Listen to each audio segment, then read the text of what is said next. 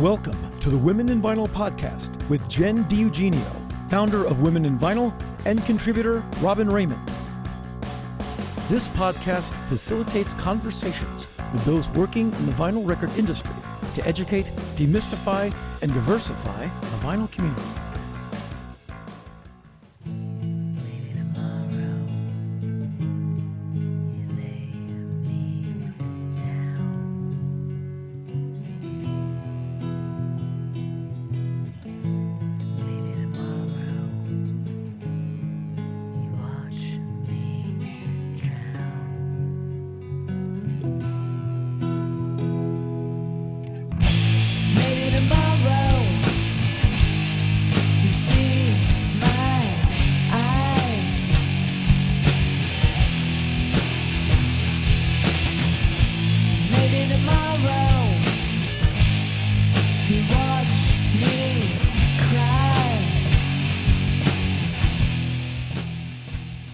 It's episode 35 of the Women in Vinyl podcast. Thanks for joining us. This is one of our last for 2022 as we take a break for the holiday season. We appreciate all the time you've spent and continue to spend with us. Today's guest is Deb Sonzo of Music Graphic Chicago, with pop-in guest and owner of the shop, Jamie Riani. The band you just heard was theirs, 13 Monsters, with the song Falling. Check out more at 13, like the number, monstersmusic.com. So Deb, thank you so much for joining us. Thank you for having me. Hi. Yeah, after our interview, we thought it would be great to chat a little bit more because we've talked to people about print, but no one that's actually worked in a print shop. Mm-hmm. And there were so many things that you were saying that I was just like, yes, we need to talk about these. Yeah. And I felt your excitement through the email, so that's good. I'll give you the best that I can since I'm not on the press. I know what I know, but I do have Jamie nearby, so I could always look at him off camera and be like, no, it's good. Yeah, I've got the owner, Jamie, of the print shop here where Music Graphic Chicago is. But I'll let you guys take it away. I could just start having diarrhea of the mouth right now. So, Well, to start, for those that haven't read the interview, why don't you tell our listeners a little bit about yourself? Sure. My name is Deb Sonzo. I work for Leo Graphics Chicago, but most importantly, even though that's very important, I work for our division called Music Graphics Chicago.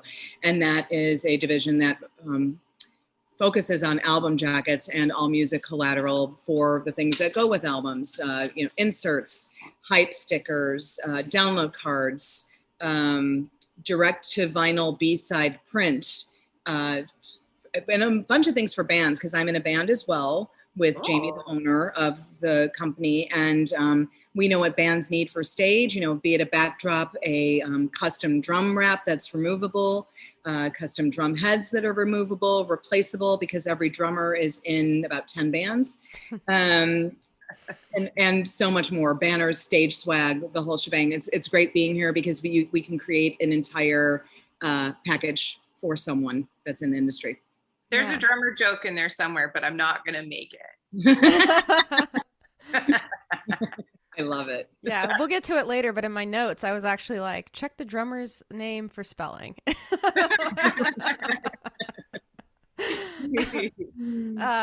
But so how did this division of Leo Graphics get started? It started, the premise of the business was really to do this once we entered the building. The building that we are in is the former Hammond Organ Factory in Chicago. So it's fantastic. The building's huge. There's about 23, maybe a little bit more or less businesses in the building. Most of the people are artists. There's coffee roasters, 3 or 4 coffee roasters, a gin distillery, a record pressing plant, us, furniture builders, and a theater group, a bunch of other things. So it was a great place to naturally land this business. The first intent of this business was to focus primarily on music and the jackets and the like. And we've been building that business ever since. That started in 2019. Then COVID hit, and things got slow. People were still pressing, but we've been working on honing our craft and getting the perfect album jacket to press. There were a lot of trial and error the first iterations, because we were creating it. It wasn't something that we were doing on the side. It was something that we came to this building to do, because there's a pressing plant in the building, and we wanted to work with them and give them some business, and vice versa. But finding the right partners to die cut, have the correct spine, assemble things, get the gluing and taping down right. It was a labor of love. And finally, after things started opening up with our pandemic, it's become a thing, a real thing, and it's just been taking off. That's great. I felt like I digressed. Not at all. That was awesome. Yeah. Why don't you shout out the plant that you're working along with? Say that again, I'm sorry? Why don't you shout out the record pressing plant that you're working with? They're across the hall. They're Smash Plastic. Okay. Oh, yeah, we love them. Yeah, that's awesome. Yeah, we just got some jobs posted for them actually on the site. Good. Yeah. That's awesome. Yeah. So do you have a background in graphic design and things like that, or how did you come to your place of work? Not one bit of graphic design background. I was an art major in college, and then I was going to go into interior design and got involved in visual merchandising for retailers. So I have the creative background. Yep. But Jamie, who owns Leo Graphics Chicago, he and I, like I said, were in the band together, and he, opened up the shop, and I had a vested interest in the shop and helped out wherever I could. And I'm trying to learn as much as I can here. I would come after my old job. I was going to say after school, after my old job, and to start learning. And pandemic hit. And unfortunately, after 15 years, not unfortunately, but at the time, unfortunately, after 15 years, I lost my job, my career. And let's just get me working here full time at the shop. And this was the perfect time to get this division of the shop up and running. So we've been working on that, and I'm learning as much as I can. I can do a couple things, but he is the lead pressman for the majority of the time, and does a lot of the graphic design, but we have other people working with us. So that's what I do. Nice. Besides this. This season of our podcast, we're, as Robin calls it, doing the hot takes. Yeah. And so I think that one of the difficult aspects from working at a pressing plant and Robin doing lathe cutting is the artwork. It always seems to be a holdup. And so I thought we could maybe talk to people about some things like why templates are important. Why, you guys I know do shorter runs, but why some places may not. And so maybe we can dive into some of those things and really point people to this episode potentially as a, here's some things to learn to get yourself ready. So absolutely. With you being newer to this side of things, what do you feel like is the most important thing for someone to consider when they're preparing their album artwork? First of all, especially with our business, and I know each business has their own template, but use that business's template. Ours is cut specifically for our dye. We have our own dye that we use for die cutting the jackets. Even though the finished product from every person you're going to see looks the same, there might be the slightest nuance that could throw everything off. So be appreciative that someone is giving you the tool that they need to produce a great product for you, and use it, and don't go down fighting. Like, just use it, accept it. So that's number one.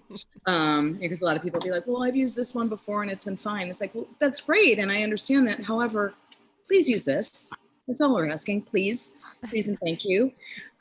Secondly is when we send you print requirements that we need for digital, use those. A lot of people are graphic designers in their head. They might be using a program, and no disrespect to any things that are out there, because there's a lot of tools for people, but a program like Canva or, doing things in Keynote and, or my first Mac, just making up their own things and thinking it's going to go to press and not understanding that you need higher DPI, higher resolution to make things print better. I'm working on a project right now with someone that's sending me files that are so small. And I'm like, you've got to understand when this blows up, it's going to be pixelated. You want this to be 48 by 48 inches, and it's going to print out at 12 by 12 because your file is so small.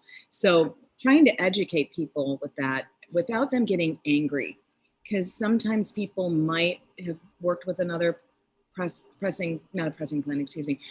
that might have 20 graphic designers on hand. We're a small mom and pop shop. We're handling everything. We're touching everything.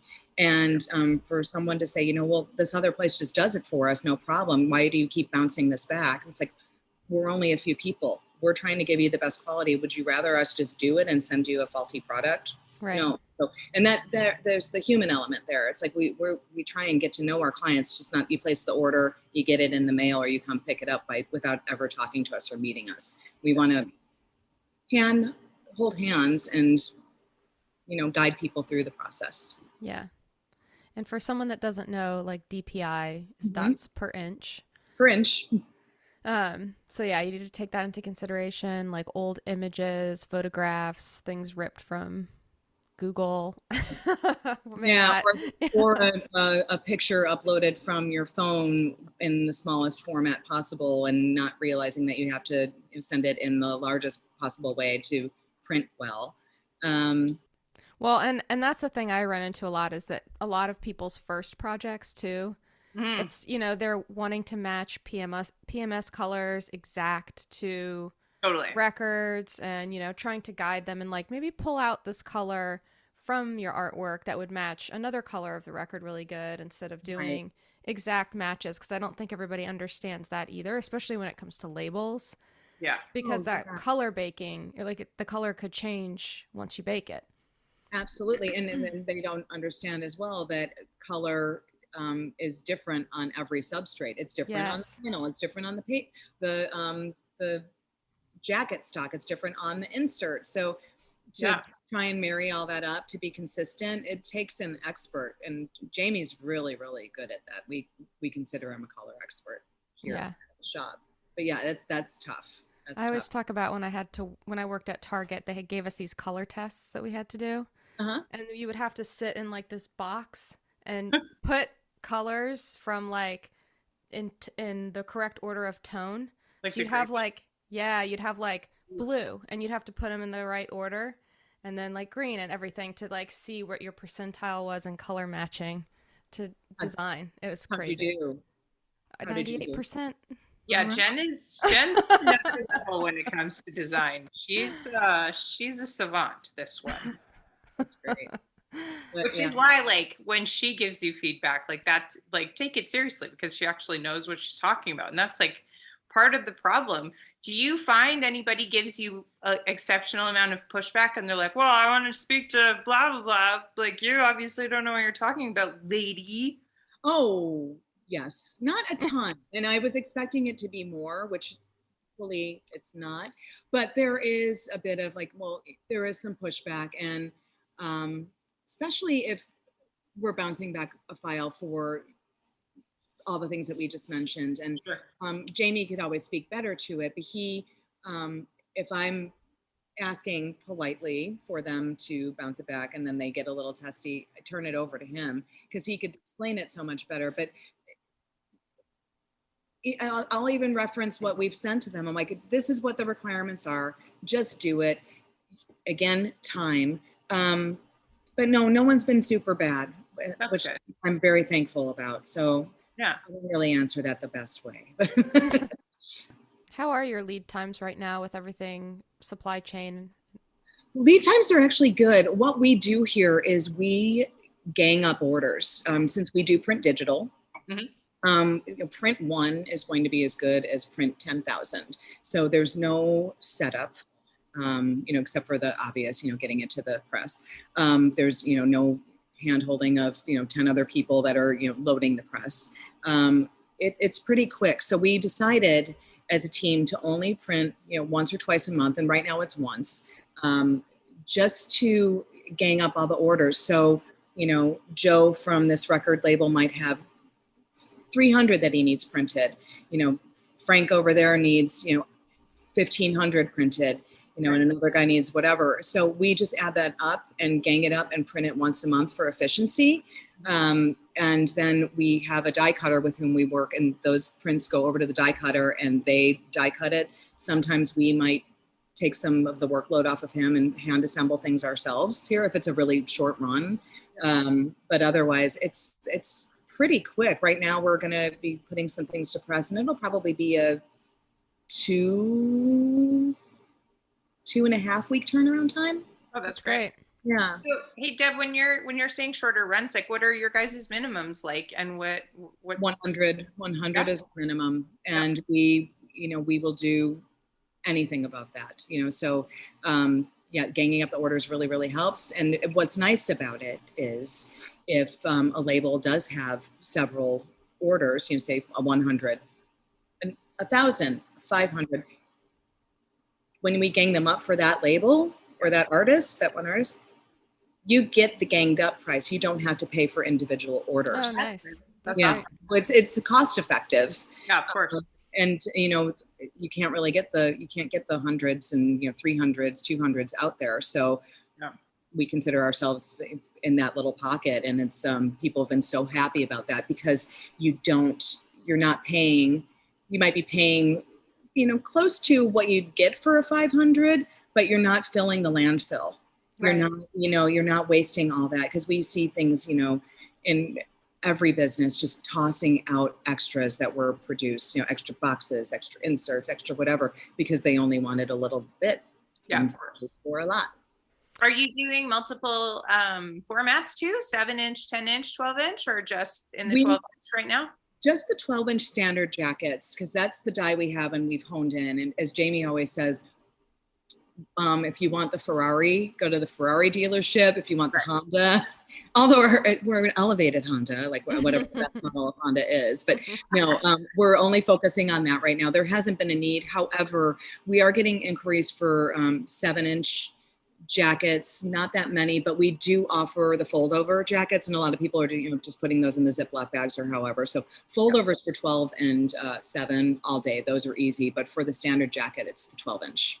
You mentioned offset printing, digital printing. Mm-hmm. Maybe could you explain the difference between what digital is and what offset is? Yeah, what are the differences in prints? How many different kinds are there? Oh God, there's so many. Jamie. You just let me look over to him, didn't you? Yeah. You want to hop over here, mister? What, to answer stuff? Yeah. I guess. Do you mind if he does? Not at all. No. Okay. So Jamie, real quick, tell our listeners who you are. Who you are. Yeah. Jamie has a woman's name, Women in Vinyl. Yeah, right. I got in a lot of fights when I was younger because of that. But my name is Jamie Riani, and I own Leo Graphics Chicago, and Deb here manages Music Graphics Chicago. Right. The other division. I've owned this business. I opened it just over 4 years ago, and prior to that, I was in charge for building some of the largest printing plants, offset, screen, and digital in the entire Midwest. Cool. Very cool. I'm that guy, and then at some point, enough people said, just go open up your own place, and I did. Yeah, that's awesome. Congratulations. Thank you. Yeah. So yeah, I mean, because I get a lot of people that ask for a one-off to proof, which we typically don't do because we do work with some of those bigger print houses. Right. So I wonder if you could maybe speak to the difference between digital versus offset and why places maybe don't do a one-off.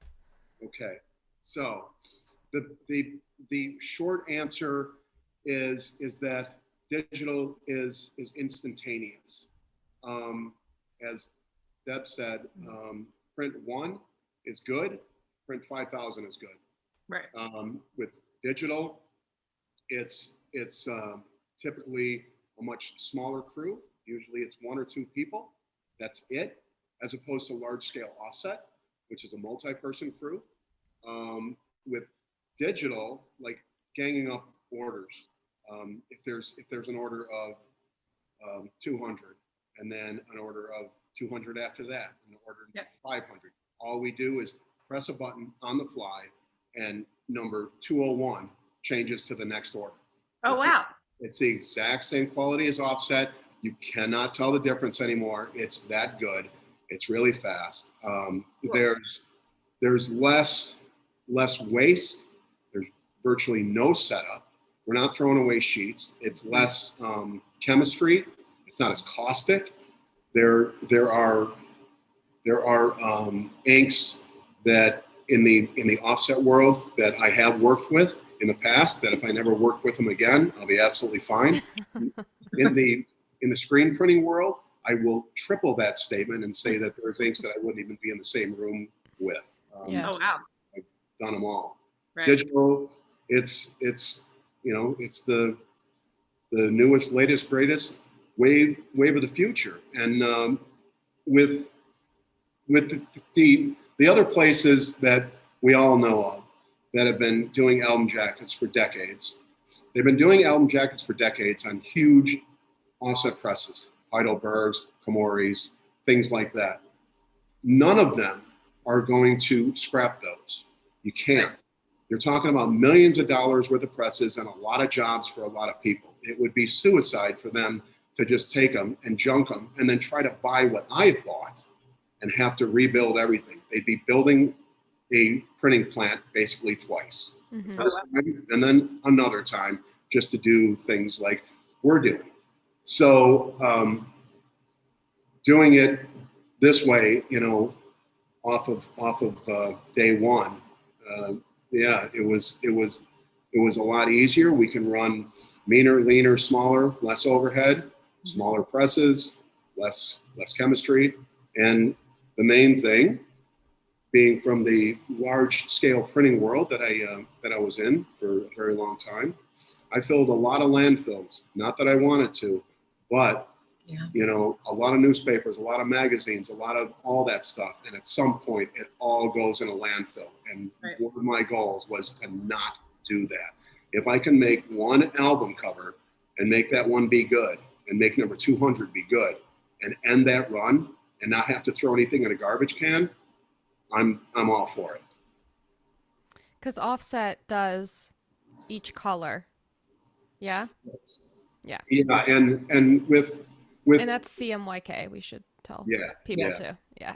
And with offset, there's always setup, and there's always knockdown also.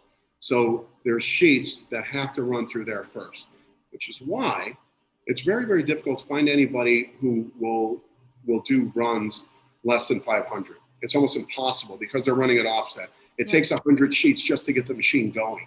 Oh, wow. Okay. So they're trashing them, So if you do order from some large offset house, if you're lucky enough to be able to order 100, you're going to be charged for 500 because they're going to run 500 and they're going to take 400 of them and throw them in a garbage can somewhere because they have to. Huh. Otherwise, it makes absolutely no sense. The overhead is so big. The press is so big. There's so much ink. There's so much chemistry. There's so many things to pay for in that. They can't run 100, leave it alone, and let you walk away. You have to run That's something. a bummer, man. Yeah. It really is. Yeah. Yeah. And with digital, if I run one banner like this wall of Marshall amps in back of me, which is actually a banner, Oh, Brad. that's awesome. I was like, man, these guys are serious about Yeah. that. Oh, no. but It's our rehearsal space as well. So yeah, but it's one. It's one print, one time, one is good. That's it. I'm not throwing a whole bunch of stuff in a garbage. yeah, and there's a couple of factors which could make it a bad print. It could be a bad roll or sheet. There could be dust or lint on something, or like the substrate got mushed and there's like a dent. But other than that, or if it's us like, I don't like the way that looks, let's reprint it again. Those are the only factors that's going to scrap something. Which Yeah. Oh, that's great. So when people are asking for like one, will you guys do one for people?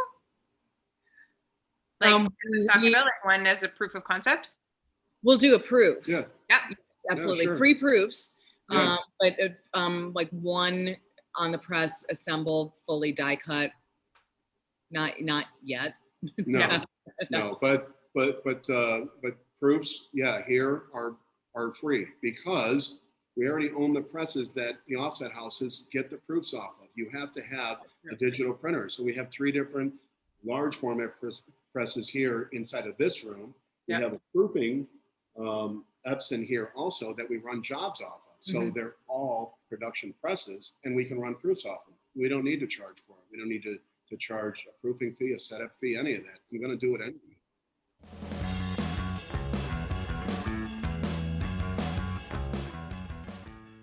Have you received your teal box in the mail?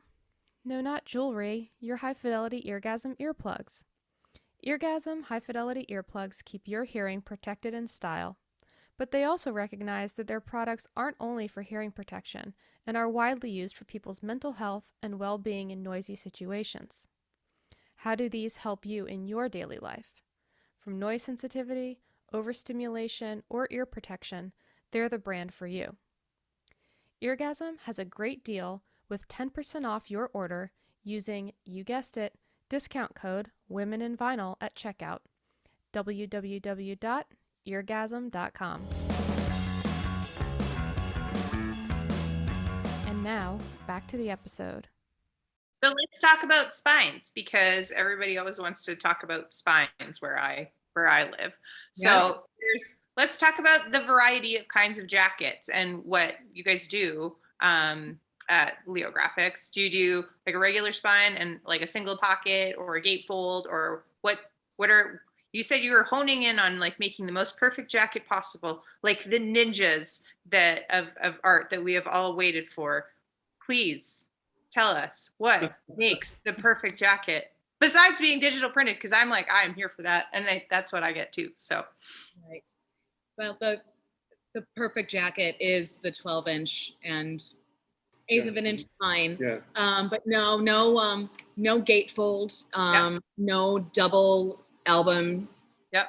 jacket that will fit 2. But yeah, and this was one of our first perfect jackets that we made. Not that the listener is going to hear that, but what I'm holding up is Wilco Ode to Joy.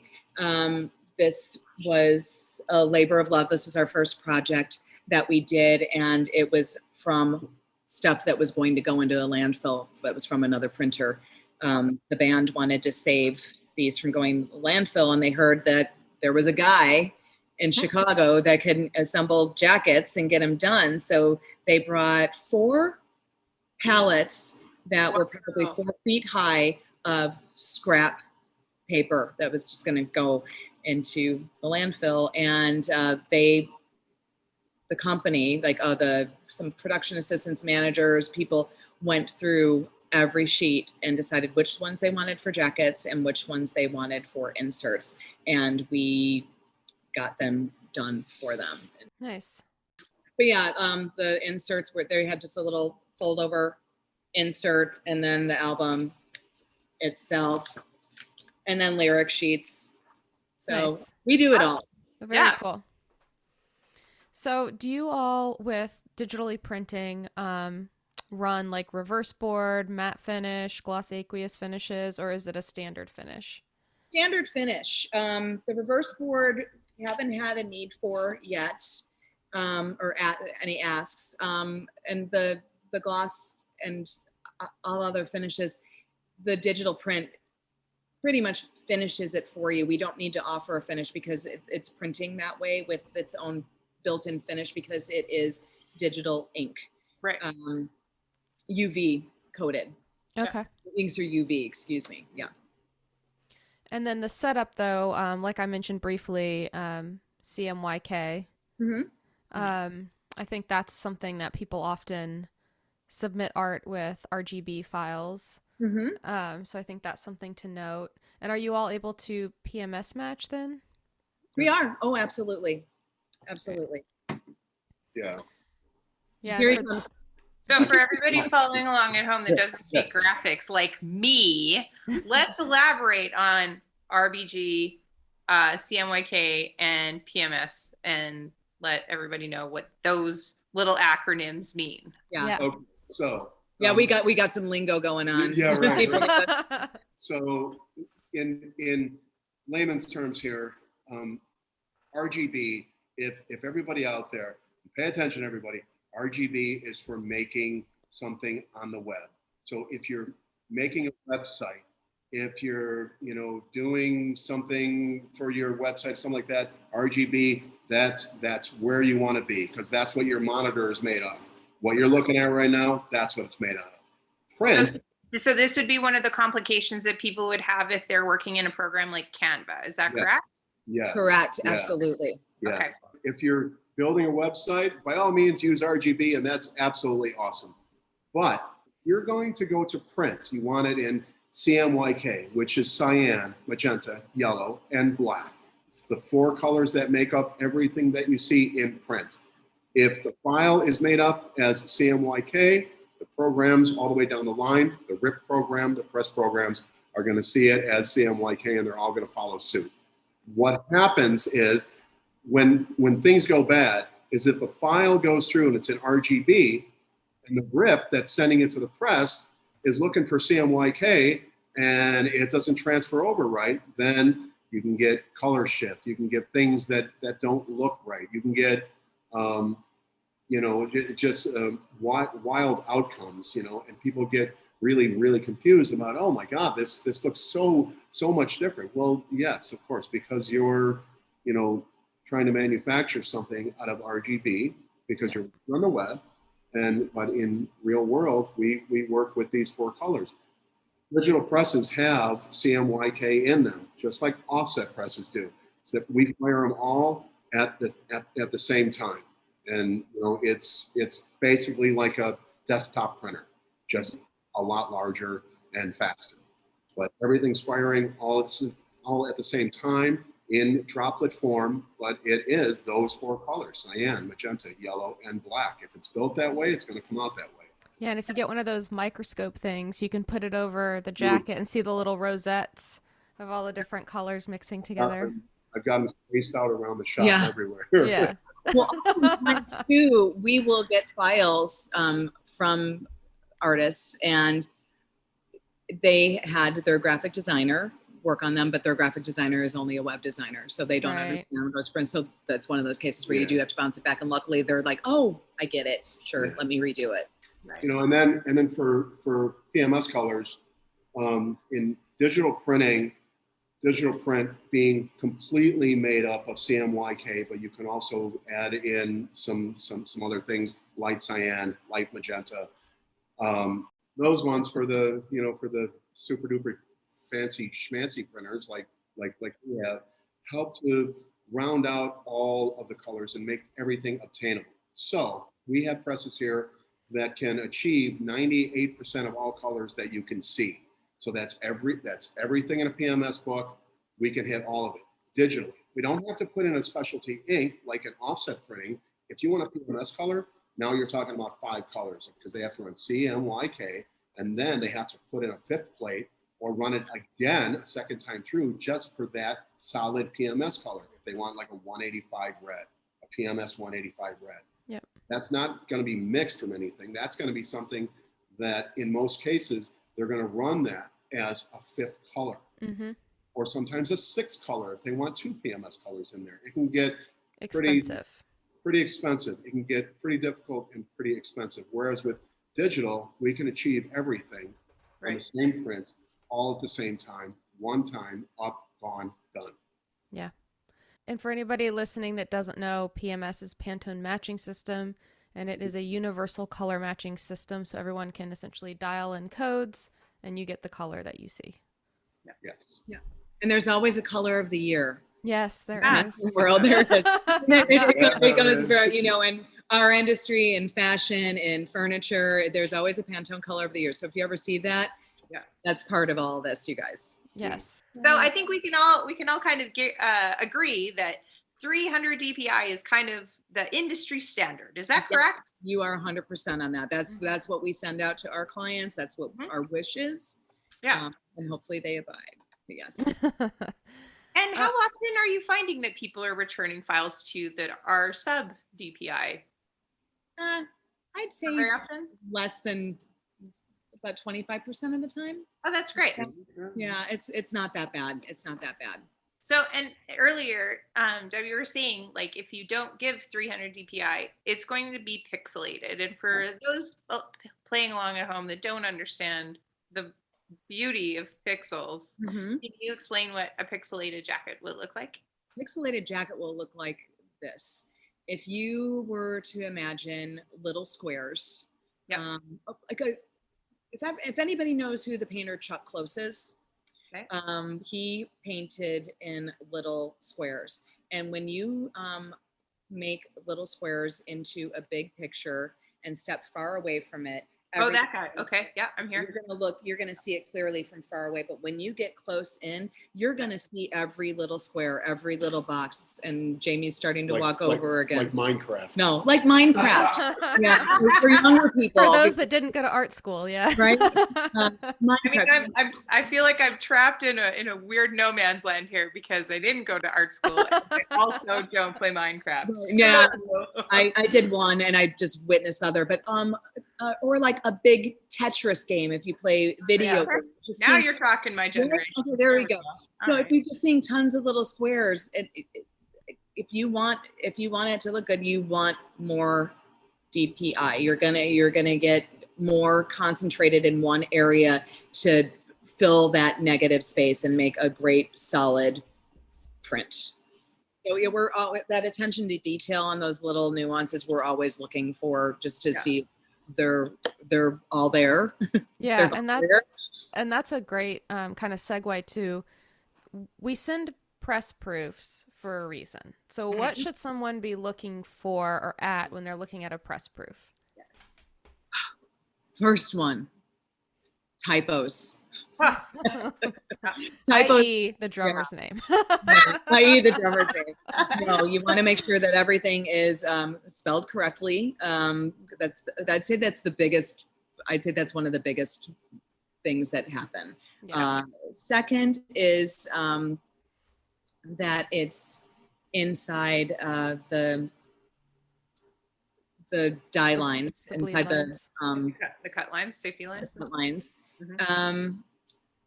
That your colors are what you wanted them to be. We noticed one yesterday. We got the proof, or we got the files from them, and it looked good from a quick glance. Got it into the program, getting ready to print, and getting the files set up to print. And we noticed after doing a test print that there were lines all across the people's faces, the artists' faces. I'm like, didn't really show up on screen that well, but when we printed it, it did. So bounced it back to the client. They're like, oh, no, we're going to redo the file and send it back to you. So everything's good now. So just going over everything with a fine tooth comb. Yeah, I would say another thing that I always, because I learned this the hard way just in my previous career, but expanding your fonts is important too, to note, or like outlining them, because not everybody has the font necessarily. So oh my stars, that, and if you're not going to outline them, send the font files with your files, so we don't have to go searching or buy it or bounce it back to outline. It just, everything you could do to give the printer the whole package. Like, even if it's too much, I'd rather have too much than have to keep going back to you and have the 52 email conversation about, like, okay, outline this, or did you want it this way? Yeah. Well, can we expand on what a layered file versus what flattened means too? Because I find that I get that feedback from my printers a lot, where they're like, tell people to layer their files and not flatten them to the template. And I'm like, I don't understand this at all. Okay. And I'll just send that feedback back. But because I don't speak any of the graphic design programs, I don't understand what like a layered file is and how I would look for it. Layered versus flattened. Okay. Once something is flattened, it is basically locked. It makes an almost almost impossible for anybody who doesn't know what they're doing to open it up, to unlock it, to get everything, that they need necessary. What they need necessary is this, for the die lines to be out of there, because when you're printing something, the last thing you want to see is the die lines and all the cut lines. So that has to be on a separate layer. When you flatten it, you're putting everything in one, and then if it went straight to print, everything's going to be on there. So layered files are always king. Leave them like that. Don't bother flattening them. If we need them flattened, we always, all of us printers, we have the necessary tools where we can click one button and we're going to flatten it ourselves. But why would somebody flatten a file then if it's so detrimental? the short, nicest answer is no. Send the hot take. Send the hot take. Okay. All right. I'm gonna sum it up like this. Sometimes you see somebody making a turkey at their house on Thanksgiving, and they make it inside of that black pot. And you're like, why do you make it inside of that black pot? Well, that was my mother's pot, and that was my grandmother's pot, and that's the only pot that I know, and that's how I'm going to do it. I'm going to make it inside that pot. Okay. It's the same thing when people are doing layouts. I don't know where somebody got this idea that they had to flatten everything, but at some point down the line, when somebody got my first Mac and they were in their bedroom, and somebody told me, you know what, you have to flatten that, which is probably a good idea. Again, if you're building something for a website, it really doesn't matter. Go ahead and flatten it. But when you're talking about sending something to a printing plant, it does matter. But, these are things that are instilled in people, and it's just like regular standard practice to them. Okay, cool. So that's flattened and layered. So Deb, when you're getting, like you said, when you're getting a file, yeah. Are you getting like a font file a lot of the times? And like, is there a lot of times that you're missing information, or there's like stuff that, you're just like, oh, well, that would be helpful, or, something that like really flags for you? Yeah, I'd say the biggest one is the font files not coming, but it doesn't happen that often. Luckily, with this branch of the business, it hasn't happened that often. We've had files that are completely locked that are layered, right? That you can't get into. Well, that right. That Layered and locked. That's locked. Oh man. Yeah. See, now this is just another like that sounds right. So no, but for the most part, everything has been good, and haven't had anything go awry in the print process. Every jacket has turned out fantastic.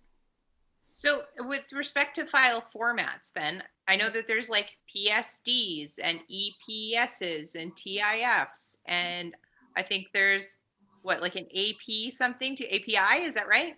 AI. Okay. Yeah. Adobe Illustrator. So yeah. what is the file format that is like de facto? Like, what is the industry standard file format that we should be telling people that they should be submitting to have maximum awesome? I'd say the two that we enjoy the best would be Adobe Illustrator files and PDFs. Really. Okay. Great. PSD is Photoshop and .ai is Illustrator, and those are part of Adobe programs. Okay. Well, those are all of my hot questions. Those are great questions. My burning questions that I just am like, Well, and since we're nearing our time anyway, we do have a question that we like to ask everybody. Yeah. And so it's sort of an impossible question, but we still ask it. If you could make a 7-inch record with anything on the A side and anything on the B side, what would you make? Your custom record. Oh, my stars. God. That is, oh, God. And wow. Jamie can pop in and give his Jamie. too, if he would like. Oh my God. And am I choosing? Oh, you can, it's like a bootleg. You can make whatever you want. It doesn't have to exist in nature. You can make it whatever you want. You could even put your own band on your A and B. Okay. Well, I'm going to leave all the digital or all the music to the A side. And that is going to be a mix. I'm going to have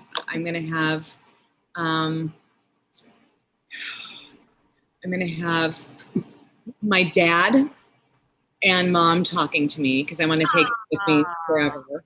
I want to hear their voices. I want to hear their favorite song that they like to dance to, which is Booker T and the MG's Green Onions. Awesome. And then like their laughs. They're still with me, so it's not I'm waiting for them. That's still the sweetest thing, though. I love that. And then the back is going to be something that we do here at Music Graphics Chicago. Digital B-side printing. So we print directly to the B-side, which is not including any music. But it's not the picture just of yesterday. It's directly printed to the album itself. And on the back of that 7-inch, I would have a picture of them from their wedding day. That is amazing. Awesome. Okay.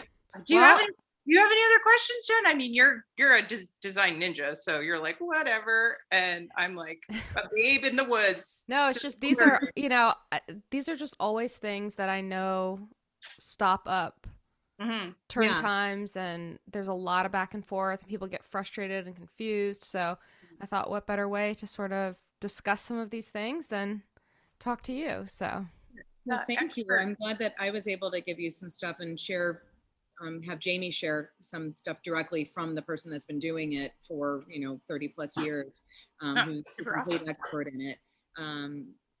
I'm more customer facing and learning as I go, but I really think we've got a good thing here, especially for those short runs. But the people that want to gang things up and get it, they're one and done there, and have all the little jewelry that goes along with it, with the direct to print and the inserts, the whole package, that you don't have to worry about, oh God, what did I order from this company that needs to go to the press? What do I need to, or to the plant? What did I order from this company? And track all your UPS. Like, we're complete project management here at Music Graphics Chicago. So that's something we could offer. That's great. Yeah. Awesome. Well, thank you so much. Thank you so much, ladies. And I appreciate it. And we appreciate it. And to everybody out there, please contact us at print@musicgraphicchicago.com and or Gmail, excuse me. I'm doing the email and the website together as one. Okay. We'll put it all in the show notes and make sure that everybody gives you a check out. Yes. Yeah, that's awesome. Awesome. Well, thank you again. Thanks, Deb. Thanks, Dee. Yeah. Bye. Thank you. We'll chat soon. Yes. Have a good night. That's awesome. All right. Thanks so much. Thanks. Bye. Thanks for joining us on the Women in Vinyl podcast. You can join our ever-growing list of sponsors: other record labels, Selector, Couple Design, Eargasm, Groove Washer, Glowtronics, New Gen Audio, and Vinyl Revolution Record Show. And thanks for sponsoring the show. Hey, as always, you can join our conversation on Instagram or send us a note at media@womeninvinyl.com. Clock us. Send us info. If you have a question, we got the answer, or we'll find it. We won't lie to you. And check out womeninvinyl.com for past episodes, the store, the job board, and the library of resources. Don't forget to like and subscribe and give us a review on your favorite podcast delivery method. You can also contribute to furthering our mission at patreon.com/womeninvinyl. Hey, guess what? This episode, 45 minutes. There was more. You want more? You get more. Go to patreon.com and you can get more. And you'll find all the B-sides, the deep cuts, and the amazing extras, including longer episodes, and contribute to the creation of scholarships and educational opportunities to further the demystification, the infiltration of more women and non-binary identifying humans into the vinyl making space, decreasing those turnaround times every week. Yeah. We love your records. We want you to love them too. womeninvinyl.com. This episode has been brought to you by Women in Vinyl and Red Spade Records. Thank you for listening. Please remember to subscribe, and you can always contact us directly by visiting www.womeninvinyl.com.